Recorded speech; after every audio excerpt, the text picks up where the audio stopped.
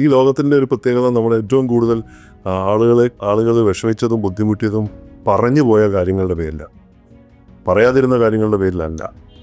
നീ അത് പറയാതിരുന്ന നന്നായി എന്ന് പറയുന്നത് കേട്ടിട്ടില്ലേ?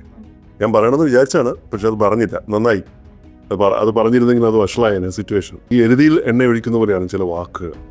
ഈ ഇടിമിന്നലുള്ളിടത്ത് കാന്തം കൊണ്ടുപോയി വെക്കുന്ന പോലെ എന്ന് ഞാൻ പറയാം. നിശബ്ദതയ്ക്ക് പക്ഷേ അതിൻ്റെ പ്രത്യേകതയുണ്ട്, സംസാരത്തിന് അതിൻ്റെതായ പ്രത്യേകതയുണ്ട്. കൃത്യമായ ആശയവിനിമയം എന്ന് പറയുന്നത് മിക്കവാറും പേരുടെ ഒരു കാലത്ത് എൻ്റെയും വലിയ കീറാമുട്ടിയായിരുന്നു. പറയുന്ന കാര്യങ്ങൾ ആവർത്തിച്ച് 2, 3, 4 തവണ പറയുക. ആൾക്കാർ കേട്ടില്ല, എന്താ പറഞ്ഞേ എന്നൊക്കെ ചോദിക്കുക.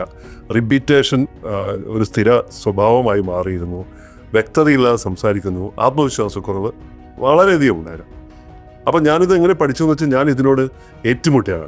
ഈ കടൽക്കരയിൽ നിന്നുകൊണ്ട് ഡെമസ്തനീസ് വായിലേക്ക് ഉരുളൻ കല്ലുകൾ, ചെറിയ ഉരുളൻ കല്ലുകൾ പെറുക്കിയിട്ടിട്ട് വിക്കനായ ഡെമസ്തനീസ് എങ്ങനെയാണ് പ്രസംഗ പരിശീലനം നടത്തിയത് എന്ന് പറഞ്ഞുകൊണ്ട്, അങ്ങനെയല്ലെങ്കിലും എൻ്റെ ഭയങ്ങളോടും എൻ്റെ പരിമിതികളോടും ഞാൻ തന്നെ ഏറ്റുമുട്ടി.